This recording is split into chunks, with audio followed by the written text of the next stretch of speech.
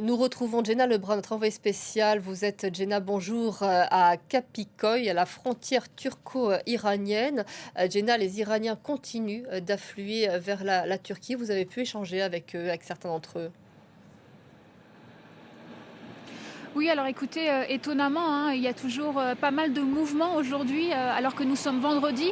Des dires des gendarmes stationnés ici, généralement, eh bien, le vendredi, il y a très peu de fréquentation. Eh bien, pourtant, depuis ce matin, hein, on peut voir des dizaines et des dizaines de personnes arriver par ce couloir. Je ne sais pas si vous pouvez le voir derrière moi, arriver avec des bagages, hein, des valises, des sacs à dos, pour prendre ensuite des minibus que vous voyez stationnés de ce côté en direction de Vannes, la ville la plus proche, à peu près 2 heures de route de la frontière.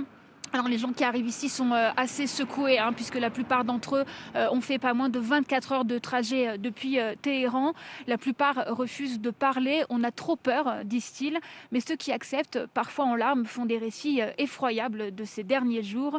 Un homme, hein, qui a assisté aux manifestations m'a raconté avoir vu plusieurs dizaines de personnes tomber sous les balles de la police, et puis d'autres attaqués par les Bassihi. Ce sont ces hommes de main, hein, du régime iranien, qui, euh, qui opèrent souvent en civil et qui font, si je peux le dire, le sale boulot. J'ai parlé aussi avec une femme qui m'expliquait que pour elle, cette fois, c'était différent. Avant, lors des autres manifestations, on connaissait un ami d'un ami qui avait été tué, mais cette fois, ce sont nos proches, hein, du premier cercle qui sont morts. Elle regrette, hein, le manque de soutien de la communauté internationale. Nous sommes dans le noir face au régime et personne ne vient nous aider. On ne peut pas compter ni sur Trump, ni sur Reza Pahlavi, ni sur la communauté internationale, déplore-t-elle.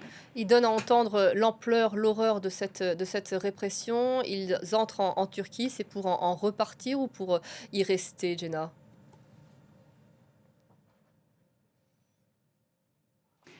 Alors les témoignages qu'on récolte, hein, ils sont précieux parce qu'effectivement, ils sont rares. Je vous le disais, les gens sont terrifiés, hein, par le régime iranien. Il faut comprendre que les gens qui traversent cette frontière, hein, et qui arrivent en Turquie ont le droit à un visa à l'arrivée, mais il n'est valable que 3 mois. C'est-à-dire que la plupart des personnes qui arrivent ici, eh bien, elles ne sont pas amenées à rester. Elles vont rentrer en Iran à un moment donné.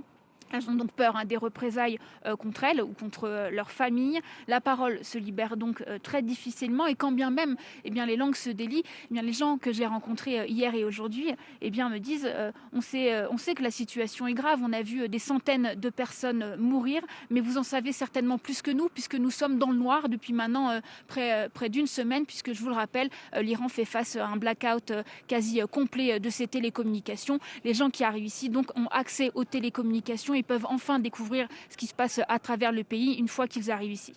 Je vous remercie, Jenna Lebrun. Vous êtes notre